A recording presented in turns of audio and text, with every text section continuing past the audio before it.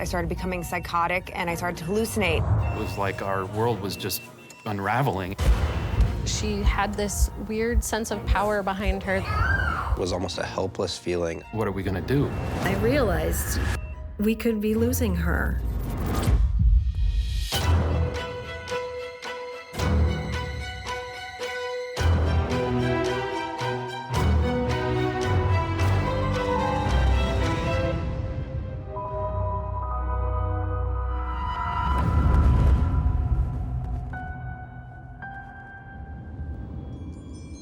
Welcome to Something's Killing Me. I'm P.D. Wong. Imagine you are young and healthy and living your life, attending school, going to work, enjoying your family and friends. Life is good. But in the blink of an eye, it all changes. And suddenly, instead of living your life, you're fighting for it.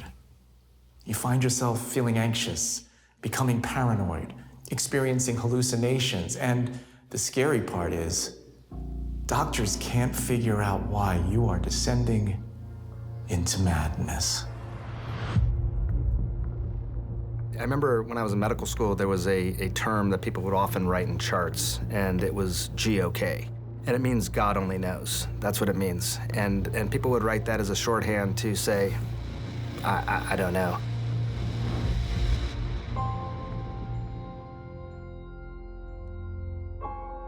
Madison was like any other 6-year-old, very sweet young lady, and just a great personality. She's always been very outgoing, very talkative, way more mature than she ever should have been for her age. She was just like a teacher's dream. She was responsible, she was respectful, she could follow directions. She was eager to learn. And unlike a lot of kindergartners coming in, she was already reading, and she could count. When everything first started, she was in kindergarten.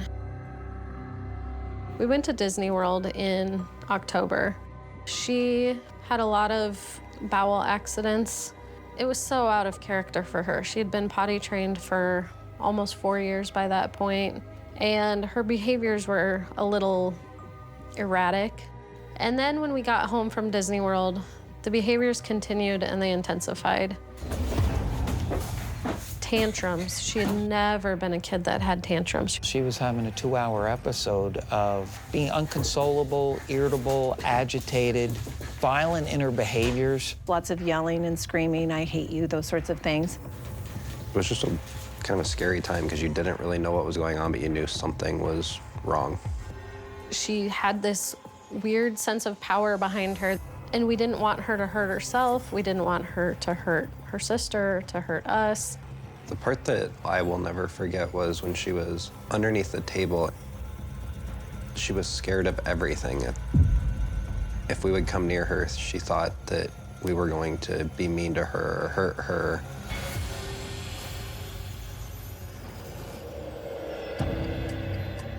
From then on, I started communicating with her teacher because I thought, if we're seeing these things at home, surely this is happening in school.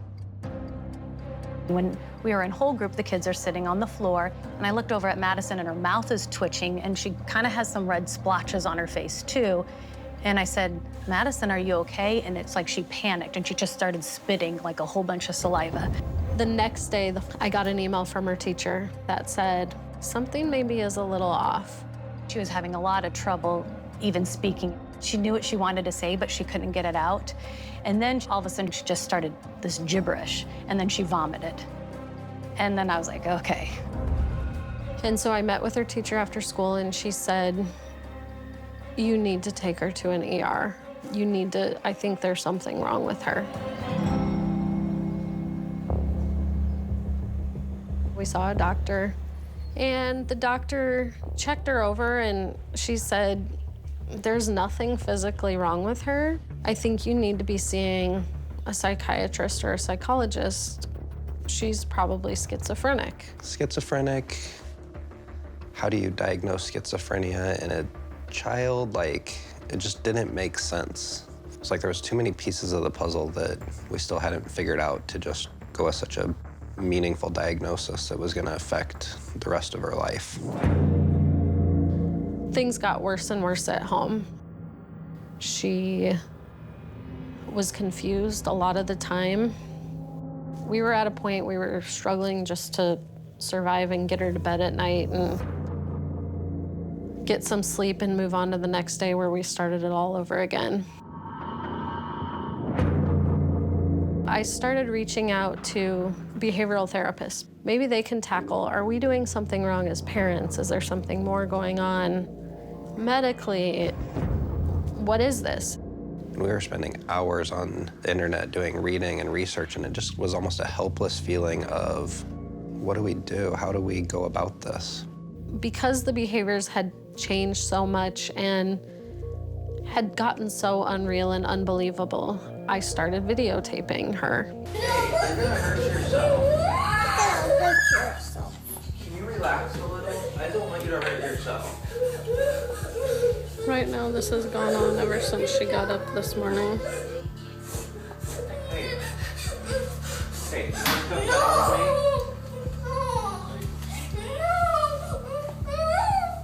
We began videoing, and we went to Dr. Connie armed with these videotapes.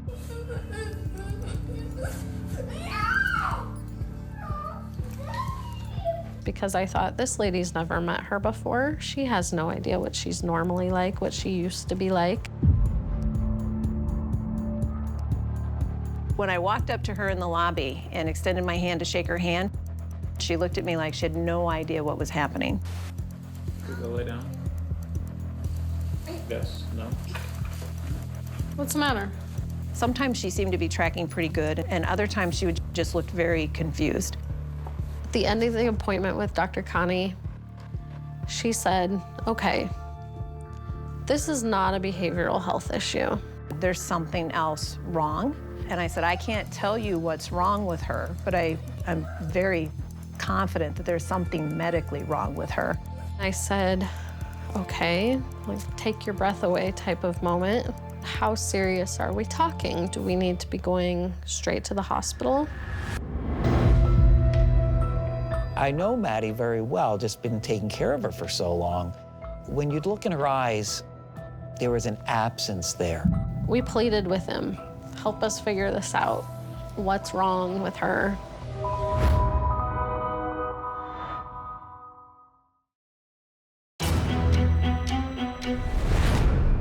Six-year-old Madison Jensen has been deteriorating for months. She was a vibrant, smart, sweet little girl, but now was having violent temper tantrums. She began drooling, and eventually she was no longer able to read.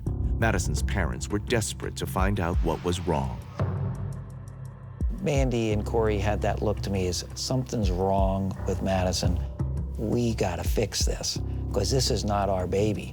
And knowing Madison and taking care of her since birth, I said, you're absolutely right, and we gotta put her in the hospital. He sent us immediately to Children's Hospital, where he ordered an MRI. At the time, my thought was, could we have a brain tumor? Do we have a seizure disorder? So they immediately got her admitted and took her down for an MRI. I sat in the MRI room with her and just waited and thought, this is the day our lives are gonna change. I was very worried for Madison. I was worried that we weren't going to see her come back to her normal self. 10:30 that night, Dr. Fran called me and he said, I want to tell you, they did not find any sort of massive tumor on her brain. Thank God, that was our worst fear. But okay, now what? Like, it's not that, so now what? Madison's parents didn't know what the future was going to hold for their little girl. Meanwhile, just over 1,000 miles away in Wilkes-Barre, Pennsylvania, the parents of 19-year-old Emily Gavigan were living a similar nightmare. It was like our world was just unraveling. It happened quickly. Just a couple of months, we had gone from having this, daughter who was perfectly normal, happy, vibrant, with a bright future ahead. And then all of a sudden, it all came crashing down. Happy birthday to you. Make a wish. Emily, growing up, was just a wonderful, wonderful child. She was very loving, enthusiastic, friendly, great little girl. She liked to dance. She was a cheerleader. She loved to ice skate. She just seemed very happy all the time. She did develop quite a bit of anxiety over making the college decision primarily, and all the other things that are thrown at 17-year-old kids these days as far as, trying to make life decisions. Emily started to see a psychiatrist on an as-needed basis for anxiety. She graduated from high school, top of her class, and went on to the University of Scranton. Then in her sophomore year, early January of 2009, we had noticed something was changing with Emily. She would ramble, very fast rambling. Wasn't really making sense. Emily just continued to get worse, to the point where Grace and I were concerned about her safety. She actually got in her car the one day and drove and would not answer her phone. We didn't know where she was for more than 24 hours. We came to find out later on that she had driven to New Jersey from Pennsylvania. That she thought that a car was following her, people were out to get her, and ended up driving herself to her grandparents' house, where she had just appeared and just was hysterical. Emily came in and she says, "Grandpa, somebody's following me." I hugged her. I says, "Somebody's following you. Grandpa will take care of them." So I made out I was looking outside. I think that was the start of her getting ill. We just couldn't. I get emotional when I think about it. We drove over, and she was curled up on the couch and very frightened, very scared. That night, right then, I called her psychiatrist and told her this odd change in Emily's behavior. And she sent a prescription to the pharmacy and said, have her start this, watch her for a few days, and I think she gave us an appointment to come back in a week.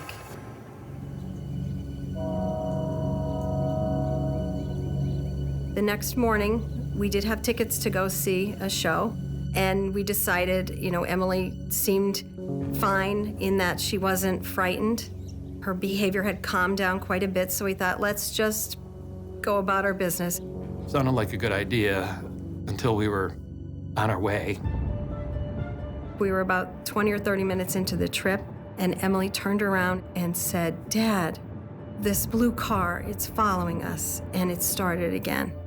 And, they're just behind us. It's going the same direction. It's, it's not after us. And we knew we had to turn around.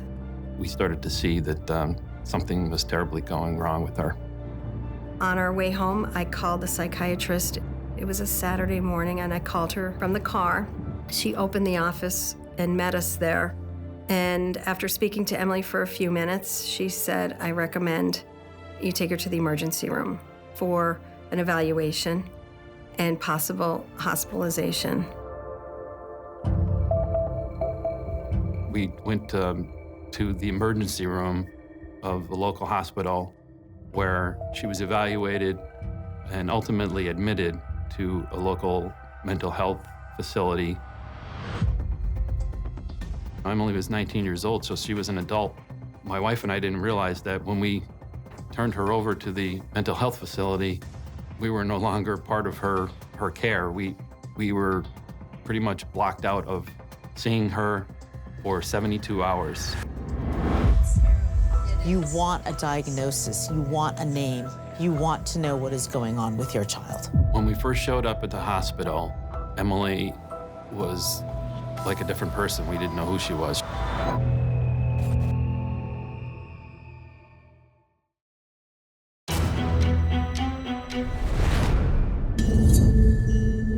Emily Gavigan, in a very short period of time, goes from being a happy, well-functioning college student to being psychotic and delusional. After multiple psychotic episodes, Emily ends up in a mental health facility where her parents hope they will get answers.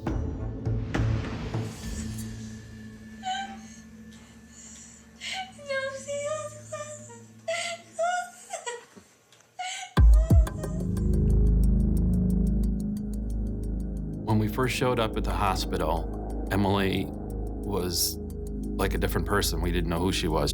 She was so heavily medicated, we could barely talk to her. They just kept saying, give us time. We see this all the time. We just have to get her medication right. She's gonna be fine. No. And they just kept trying medication after medication after medication. And none of it worked. Emily was in that first psychiatric facility for about 2 weeks. They mentioned bipolar disorder many times, but it ended up being psychosis unknown. So they didn't know what to do with her, so they gave her back to us and said, she's getting better, she'll be fine. Just tell her to take her medicine, make sure she takes her medicine. Emily wanted desperately to get back to her life, to get back to school, to be normal. One of Emily's professors expressed grave concern over her bizarre, odd behavior. They told us that we should probably make sure that she's ready to come back before we send her back to school. She would have periods of paranoia. She would really be just very, very aggressive towards us and hateful and just certainly all the things that she wasn't. We thought that we would bring her for some more inpatient care for her own safety and hopefully to get to the bottom of what her issues were. This was absolutely the worst decision we had ever made. It was just an awful, awful, terrible place. I liken it to the movie and book, The One Flew Over the Cuckoo's Nest. And once again, Emily was an adult. She admitted herself, and we were kind of on the outside of her care. And they told us that Emily had, they didn't know for sure, psychosis. It was either leaning towards schizophrenia or bipolar, that she'll probably never work, and we should probably just get Social Security for her and take her home. How you feeling today? Okay. Emily was almost catatonic at this point. I said to Grace, I said, what are we gonna do? I remember looking at my husband and saying, well, we'll take her home, we'll love her. See, I love you, Dad. No. All right, love you. That's all we can do.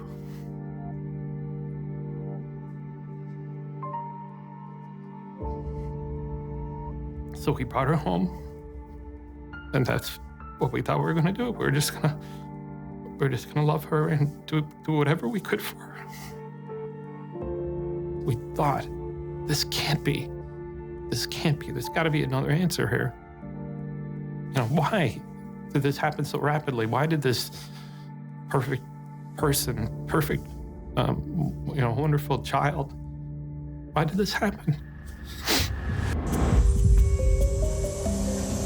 I looked at her and I said to Grace, I said, I don't think she's gonna live till tomorrow morning.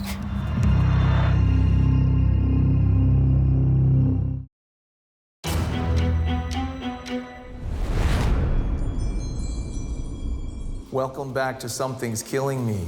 I'm B.D. Wong. When Corey and Mandy Jensen found out their 6-year-old daughter, Madison, didn't have a brain tumor, they were, of course, relieved. But now what? No one could figure out what could have caused the dramatic and horrifying transformation in their daughter. Halfway across the country, Emily Gavigan, once a thriving college student, was experiencing nightmare symptoms of her own. And in January 2010, full year after the initial onset of the symptoms that Emily suffered. I got a call from my sister at work, and she told me that she had seen the Today Show that morning. Susanna Cahalan is now feeling 100%. And a young woman named Susanna Cahalan had this mysterious illness. Who knows how many people out there are suffering from what I suffered from and are just not getting the diagnosis that they need. Doctors estimate that about 90% of people out there are undiagnosed.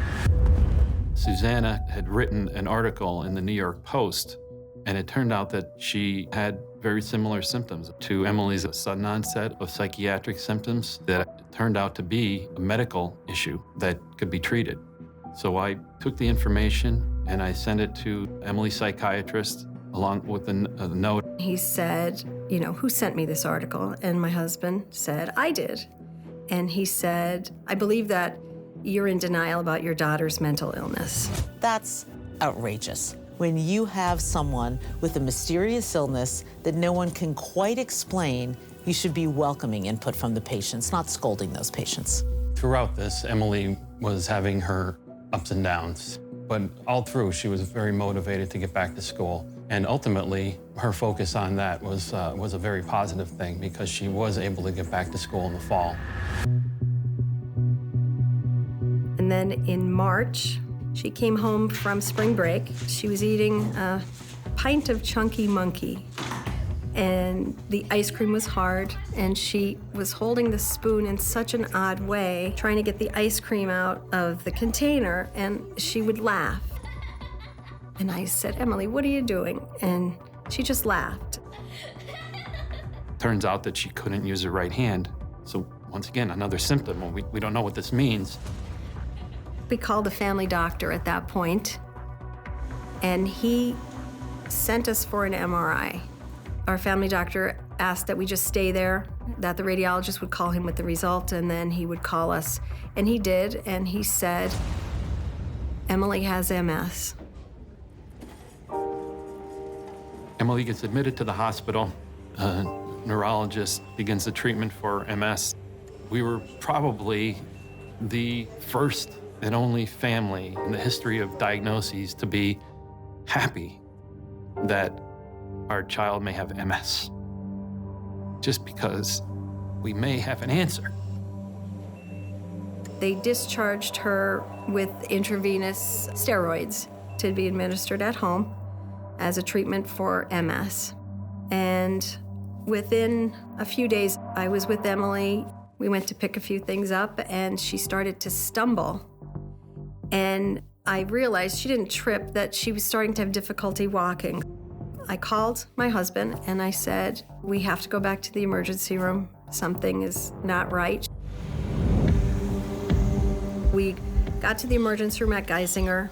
She was seen by Dr. Gross, a neurologist. She had been through quite a bit with psychiatric symptoms such as paranoia, difficulty with speech, difficulty with language. She was clearly not communicating as somebody her age should. Emily in the hospital, Geisinger. What didn't fit in terms of her diagnosis being multiple sclerosis was that she had too many white blood cells. With MS, we rarely see over 20 or 25 white cells. And she had 183 or 190 white blood cells. You're being recorded now. When Dr. Gross told us that he wasn't sure what was going on here yet, but he was sure it wasn't MS, we just couldn't believe it. They did take her for a CAT scan at that time, and they found a large blood clot in the middle of her brain. So Emily became very critical very quickly. Part of our concern was, how do we help her right now, because she was obviously having symptoms day by day that were getting worse. I realized we could be losing her.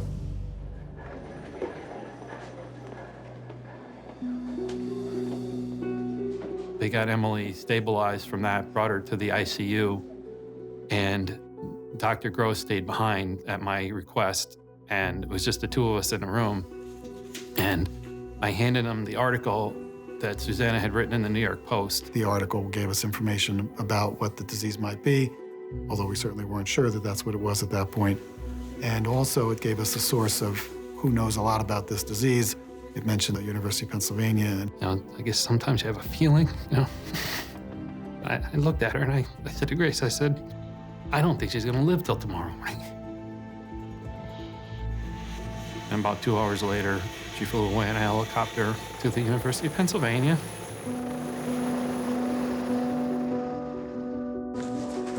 It's fair to say that she came here at death's door. They put her on the vent right in her room.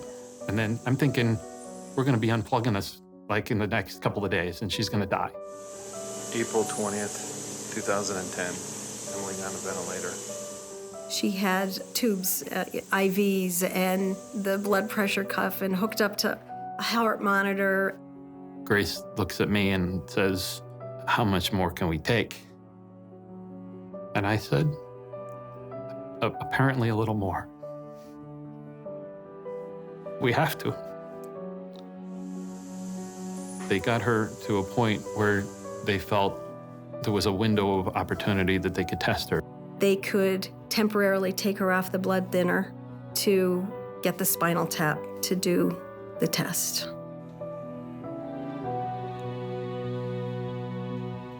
I think within the week, we got a diagnosis, and when they told us her particular kind of autoimmune encephalitis is anti-NMDA receptor antibody disease, we had to ask them to write it down because it was a mouthful. And this wasn't somebody's guess. We knew this was true. They came to visit Emily in the hospital. And it's an awful disease. It's an awful diagnosis. But we were euphoric to finally have a name for it.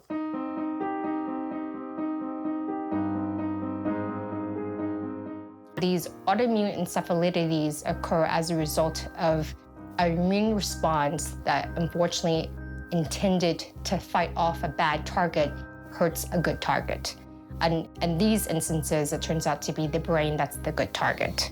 The body, for whatever reason, has decided that something that should belong there does not belong, and the body starts to attack it. The body is attacking the brain. Everybody was cheering. We had a diagnosis of autoimmune encephalitis. Now they knew what they could treat me with to get me better. The plan was to treat me with rituximab, which is an immunosuppressant. And they were hoping that that would lessen these antibodies that were attacking my brain and causing the encephalitis. The treatment for AE belong in the class of cancer drugs because cancer drugs also suppress your immune system. During my recovery, I was very determined. I wanted to get better. I wanted to work to get better. I took it on as my job. When someone's recovering from a neurologic diagnosis, particularly as something as severe as Emily was undergoing, it's rocky progress.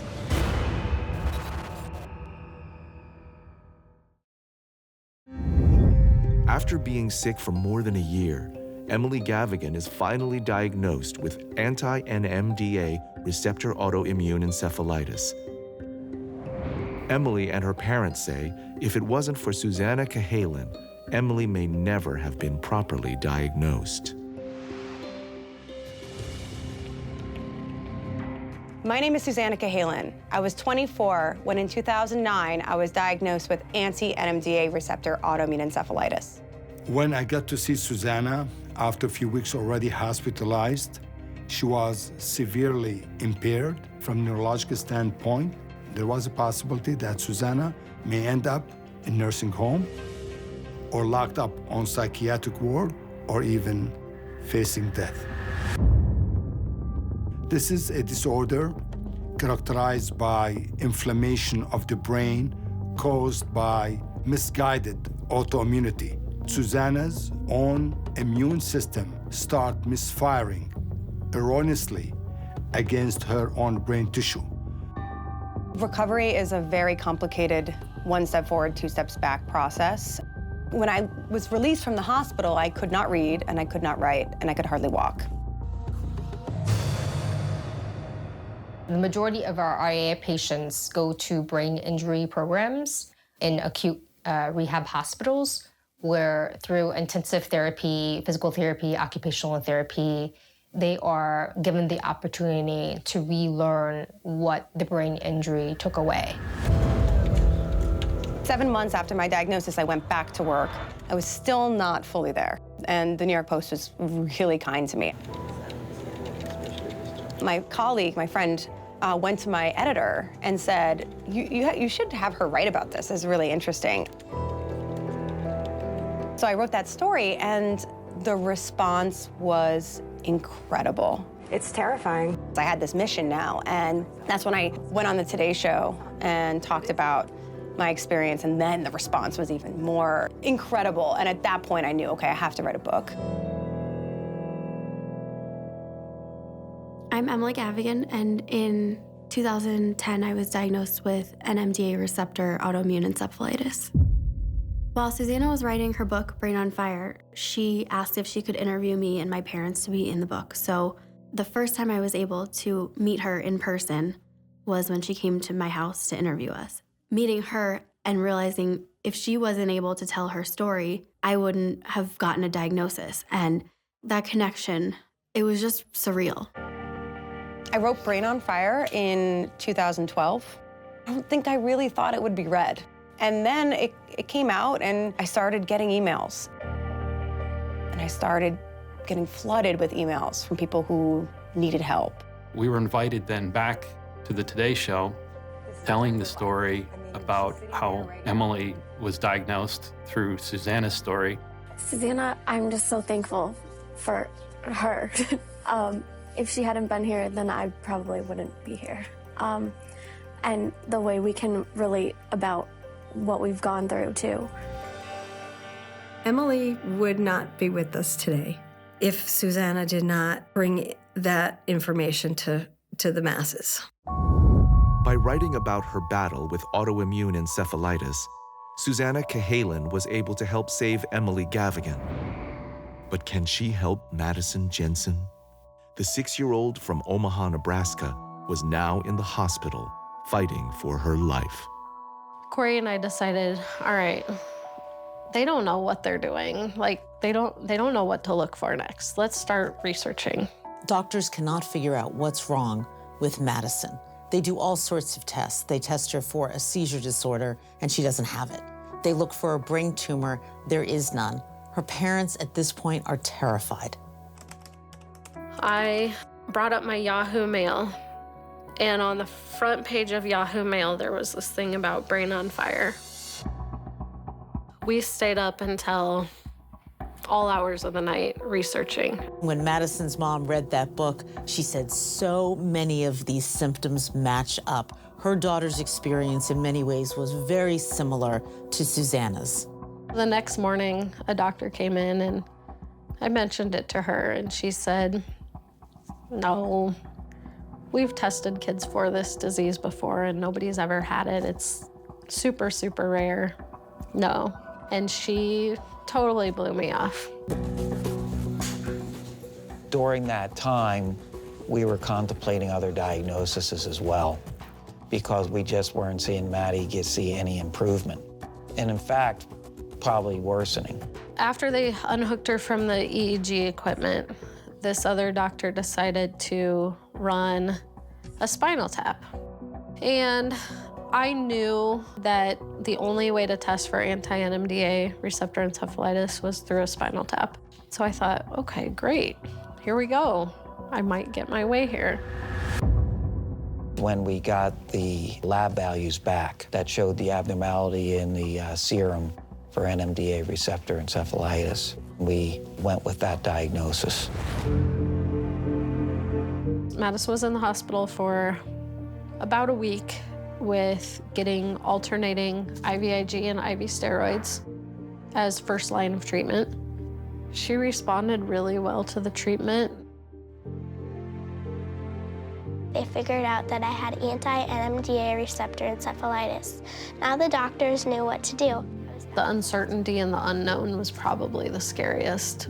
But then getting the actual diagnosis, having that knowledge, was such a huge relief because it was finally like, yay.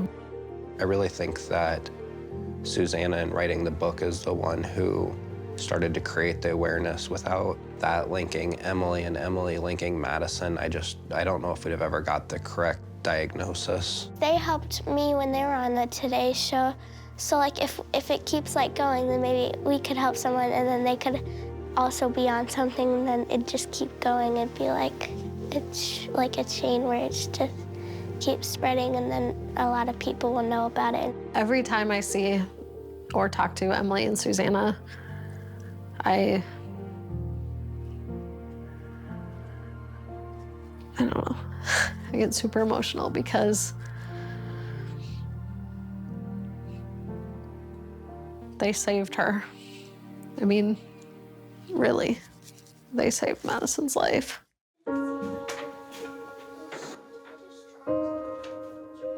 One of the things that we decided to do was put together a book with Madison. And when I talked to her folks about it, part of it was to help so they would have the information, but part of it was also to kind of help her process. One day, everything started to change on the outside. Things started to get fuzzy in my memory, and that is why I helped write this book. I think she's one of the toughest kids I know. I mean, she's been through really a lot of unknowns. I mean, I think it's made her tough. There also is always the possibility in the back of our minds, and Emily and I have discussed this, of a relapse. It made me feel a little bit of survivor's guilt.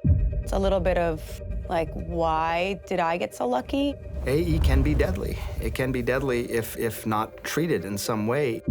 It's a situation where the body is attacking part of itself.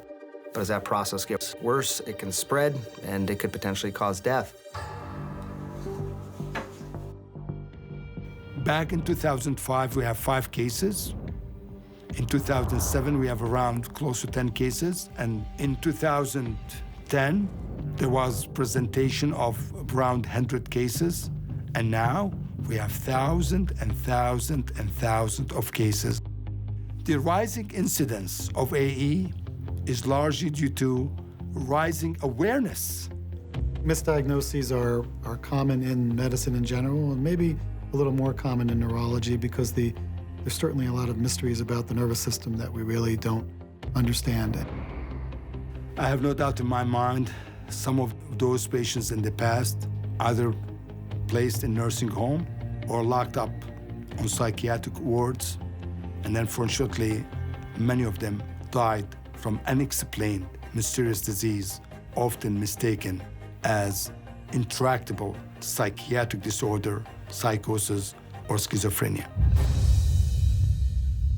At this point, I don't know whether Emily is cured from her disorder. For some patients, your immune system, for unclear reasons, may get reactivated. And if it gets reactivated, it may then produce further antibodies to target the neuronal receptors and hence cause a relapse. Emily did, in fact, have a relapse a couple of months after being released from the hospital. She was laughing inappropriately again.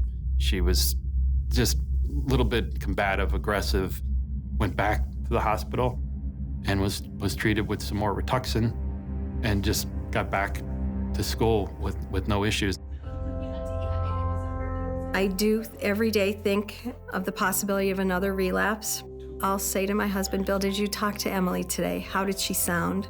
Or he'll say to me, did you talk to Emily? Is she okay? I've realized how strong I am and how much support I have from my family and friends, but really that I can handle anything. I worked hard to get back to where I wanted to be, and I'm here. With NMDA receptor encephalitis, about 80% of the kids get back to baseline within 2 years. Madison is now a 10-year-old, totally back to baseline in terms of her behaviors and her movements and her speech and her learning capabilities. She definitely is incredible to have overcome what she did and be the person she is today. I like school a lot and I like to read. I like social studies and history because I really like learning about like what's happened in the US and stuff over time. And we have a pool, so we swim a lot in the summer. I'm on a diving team. We dive off diving boards and do tricks in the air. And then I'm on like a soccer team, and I really love soccer. Sometimes I look at her on the soccer field and think, wow, 4 years ago, I'd have never thought we'd have been back here again. You know, I want to be a professional soccer player or a doctor. I think it's really important to spread awareness about autoimmune encephalitis, and so few people are aware of this illness that I want others to know about it so that what happened to me doesn't happen to anybody else. Even if luck is on your side with this disease, you can still die. If I had been sick 4 years before, I wouldn't have been diagnosed because there wouldn't have been a diagnosis that existed. So that begs the question, like, what else do we have to learn? What's down the line? And I'm an optimist, so I think we're gonna make great advances, I do. I know how lucky I was, and my goal became to make sure that everyone is as lucky as I am. Anti-NMDA receptor autoimmune encephalitis was discovered by Dr. Joseph Dalmau at Penn Medicine in 2007. And since then, thousands of patients have been diagnosed. Now, there's a lot we still don't know about this disease, but this is what we do know. The majority of cases occur in young adults and children, although cases have been diagnosed in people in their 80s. Also, females are about 4 times more likely to be affected than males. And most patients who receive a prompt diagnosis and treatment can recover to lead normal lives. But how and why certain people are afflicted is not yet fully understood and remains a mystery. I'm BD Wong. Thanks for joining us. Good night.